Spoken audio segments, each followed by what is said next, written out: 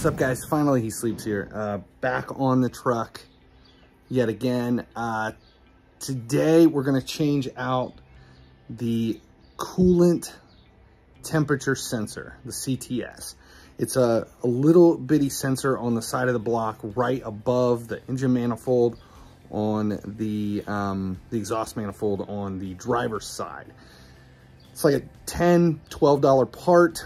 If the engine overheats and it's an old sensor, it can go out. One of the main things that you know that you've got a bad temp sensor is if you've got weird temperature readings or no temperature readings. It can either be the temp sensor or a thermostat that's stuck open. And the temp sensor is an easy fix. It's cheap. And if you haven't replaced it and the truck's 20 some years old, you may as well do it just for the 10 bucks that the sensor costs. If this fixes the issues, then you're in good shape. Otherwise, the next step would be to look at the thermostat.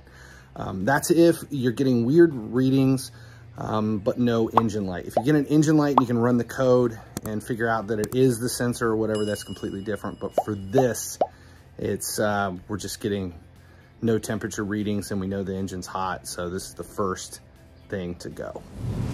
So the first thing we're gonna do is remove the air box.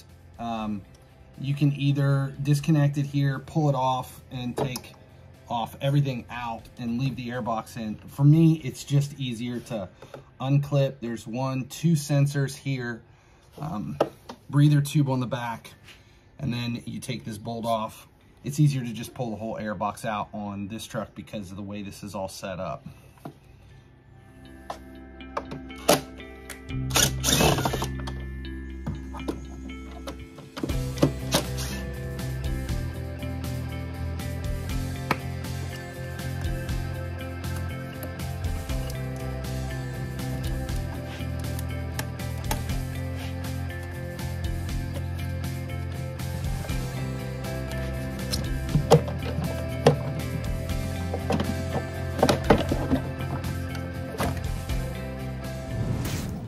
Remove the radiator cap so we can open the system up, and then we're going to drain it from underneath.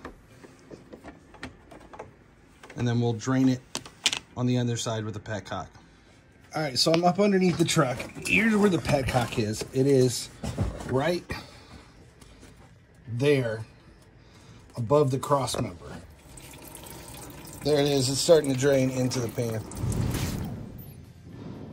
All right, so the sensor here, now that we can see everything, the sensor is right there.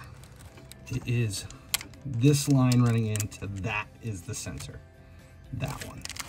It's really not that difficult to get down to. It's actually right above the steering. And you're just gonna unclip the sensor, get a socket on it, pull it out, replace it, put it back together. It's not that difficult. All right, here's what the sensor looks like. We're just gonna use a 19mm socket, and it's gonna go over, and then we'll take it out. So it's not that big a deal.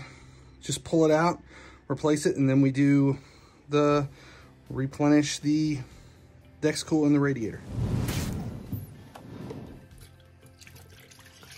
Basically, I'm just filling this up. This is a spill-proof funnel. And then we're gonna start the truck, bring it up to temp.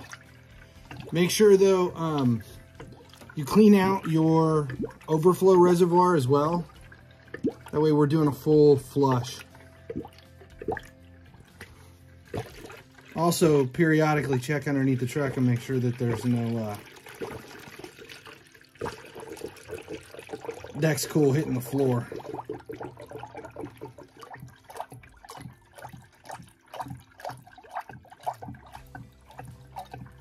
All right, next step is to get the truck running and bring it up to temp, get all the air out, and then we'll fill the overflow. Next step is to come out to the truck, crank your heat all the way up. We're just gonna put it on defroster and bottom. Start the truck, and we'll try to get the rest of the air out of the system. Let the truck run, we gotta get it up to temperature. Once we get all the air out of the system, then we're gonna fill up the exterior and then just double check and make sure it's not overheating and we're good to go.